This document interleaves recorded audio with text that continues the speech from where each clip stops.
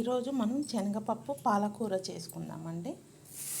పాలకూరలు, పచ్చిమిర్చి అండి, టమాటోస్, 2 ఉల్లిగడ్డలు అండి. ఇది ఫ్రై చేసుకుందాము.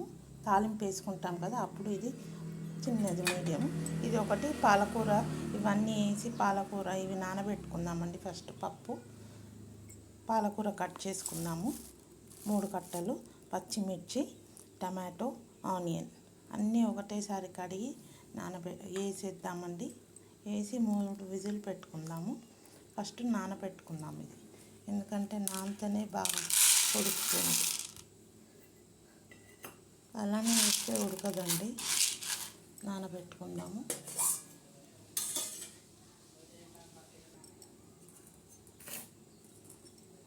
నానబెట్టుకుందామండి. 1 గంట నానితే చాలు. అప్పటి వరకు మనం ఈ పచ్చిమిర్చి, టమాటో, ఈ పాలకూర అంతా కట్ చేసి పెట్టుకుందాము. 3 పాలకూర కట్టలండి. ఈ 3 కట్టలు మనం కోసి పెట్టుకుందాము.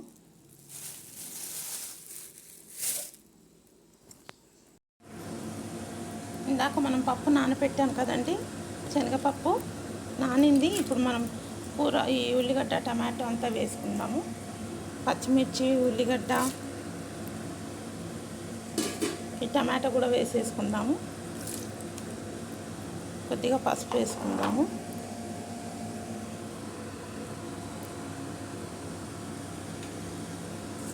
పాలకూర కట్ చేసి వేసుకుందామండి. పాలకూర కట్ చేసుకుందామండి. కట్ చేసి ఇందులో వేసేసుకుందాము. అప్పటి వరకు స్టవ్ ఆన్ చేసి సిమ్లో పెట్టుకుందాము. పాలకూర కట్ అయ్యే వరకు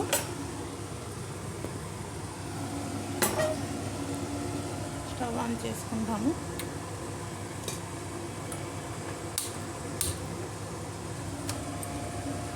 సిమ్లో పెట్టుకుందామండి. ఈ పాలకూర కోసుకునే వరకు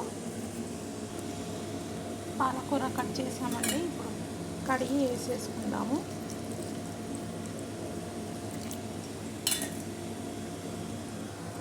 సిమ్లోనే పెట్టాము కదా, ఇందులోనే వేసేద్దాము.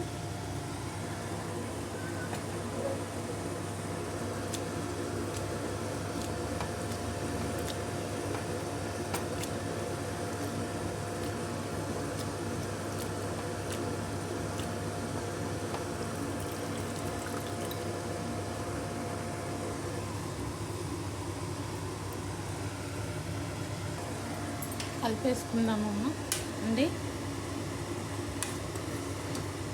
మూత పెట్టుకుందాము 3 విజిల్స్ వచ్చే వరకు.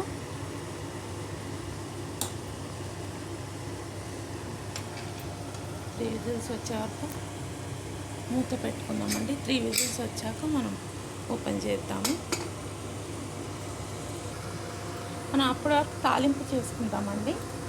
చిన్న ప్యాన్లో కొంచెం ఆయిల్ వేసుకున్నాము.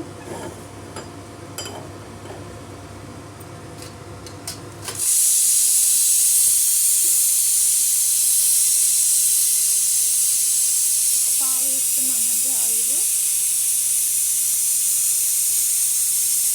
కొంచెం తక్కువని,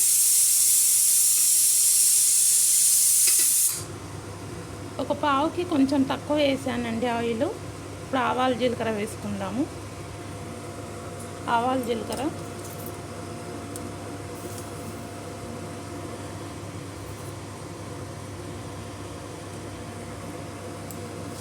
వేసుకుందామండి.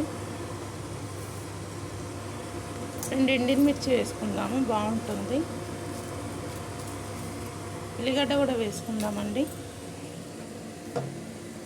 ఇందాక కట్ చేసి పెట్టాను.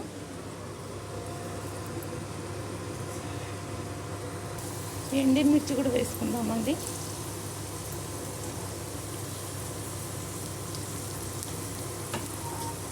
కరివేపాకు కూడా వేసుకుందాము. ఒక రెమ్మ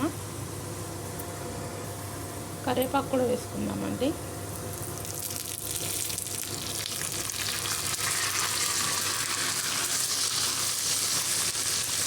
ఇప్పుడు ఇది పక్కకు పెట్టేద్దామండి. స్టవ్ ఆఫ్ చేసేద్దాము. ఇప్పుడు అది 3 విజిల్స్ వచ్చాయి కదా, చూద్దాము. పప్పు చూద్దామండి.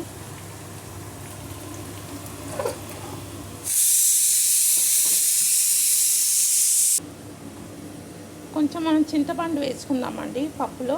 కొంచెం పుల్లగా ఉంటే బాగుంటుంది కదా, స్పైసీగా, కొంచెం పుల్లగా.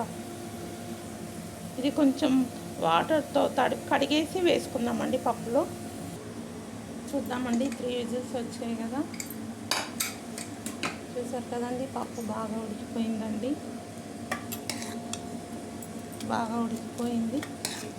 చూసారా, పప్పు కొంచెం బాగా రుబ్బేసి మనం ఈ తాలింపు అన్నీ ఇందులో వేసుకుందామండి. ఈ చింతపండు కూడా వేసేసుకుందాము.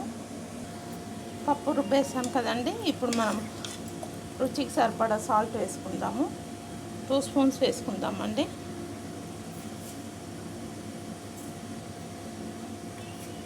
ఇందాక చింతపండు నానబెట్టాం కదండి, ఇది కడిగి వేసుకుందామని ఇది ఇందులో వేసేసుకుందాం.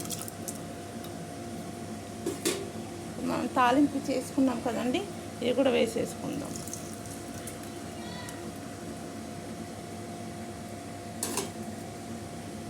వాటర్ వేసుకుందాం, కలిపేసుకుందామండి.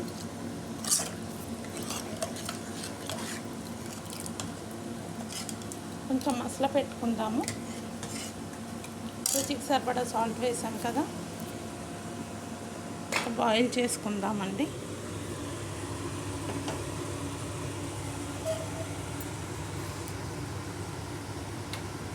స్టవ్ ఆన్ చేసుకుందాము.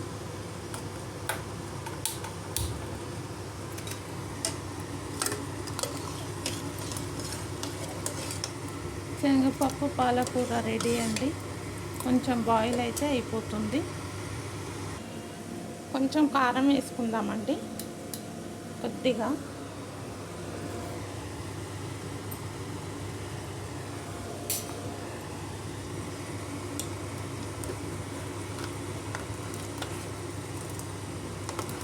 కొంచెం మసలాలి పప్పు.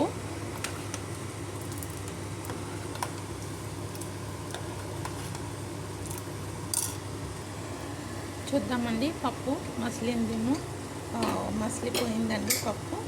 స్టవ్ ఆఫ్ చేసేద్దాము. చూసారు కదా, బాగా మసిలిపోయింది. ఎమ్మి పప్పు రెడీ అండి. టేస్టీ శనగపప్పు పాలకూర పప్పు రెడీ అండి. చూసారా ఎంత బాగుందో.